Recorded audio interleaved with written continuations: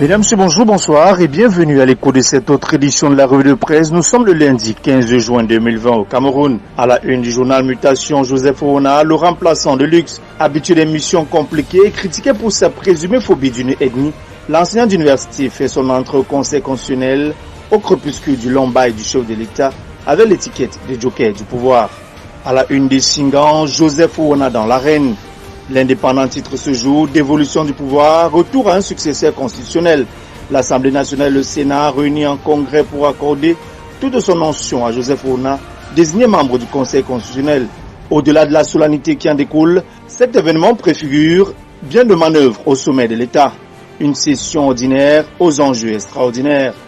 Sans de tout titre à la une ce lundi Cameroun, les scénarios de la tenance entre le gré à gré de plus en plus redouté, une révolution populaire que personne ne souhaite et le mécanisme juridique prévu dans les constitutions du 18 janvier 1996, les éminences grises du régime, s'échinent à trouver un modèle médian à même de satisfaire toutes les attentes. Le Messager titre ce jour à la une gérontocratie au royaume des immortels. Donné pour mort par les réseaux sociaux, ils s'accrochent à leur poste contre vents et marées. Émergence ce jour titre à la une palais des tout dit, Brenda Bia, source de grosses inquiétudes.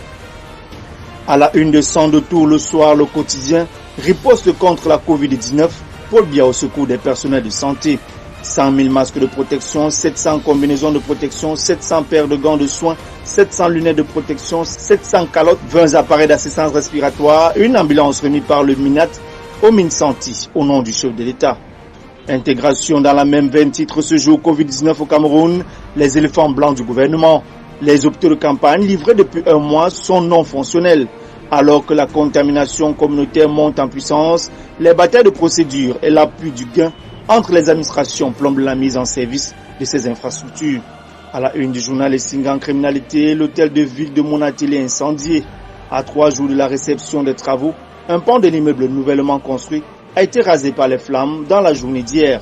En plein séjour d'une mission de contrôle supérieur de l'État intéressée par la gestion controversée de l'ancien exécutif municipal. Toujours à la une du journal Émergence, tribunal criminel spécial vers la libération de Basile à Tanganapuna. À la une du journal Le Messager ce jour, bataille foncière, Samuel Motte envoie les bananes à la potence.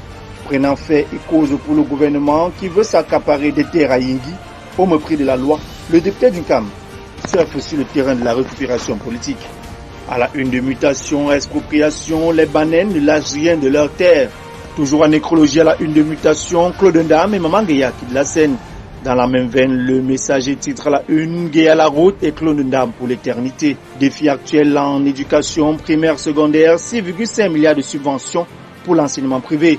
Cette enveloppe a été décaissée la semaine dernière par le ministre des Finances au bénéfice des établissements primaires et secondaires d'enseignement privé.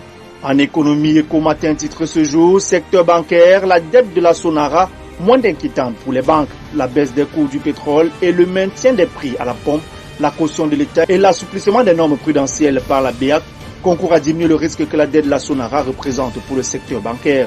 La question de cette raffinerie reste sensible au Cameroun où une bonne restructuration de sa dette pourrait avoir des répercussions positives sur le service de la dette du pays.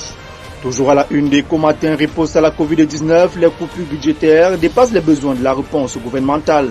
Le projet de loi portant collectif budgétaire pourrait être recalé au Parlement.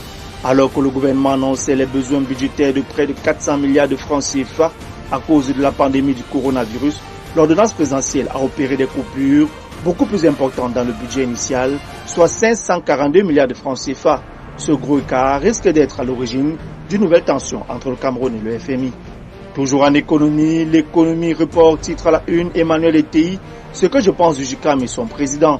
Dans une interview accordée au site Investir au Cameroun, le directeur général de la Société anonyme des brasseries du Cameroun SABC dit être honoré d'occuper le poste de deuxième vice-président au sein de ce patronat et de signer avec les administrateurs aux côtés de Célestin Tawamba qu'il qualifie de redoutable entrepreneur. Et pour terminer à la une d'émergence ce jour, chantier de la Canne à Garoua, des prestataires réclament des factures impayées à prime Potomac. Mesdames, Messieurs, merci infiniment de votre l'attention. Bon début de semaine à tous et à toutes et à demain pour la deuxième production de la semaine.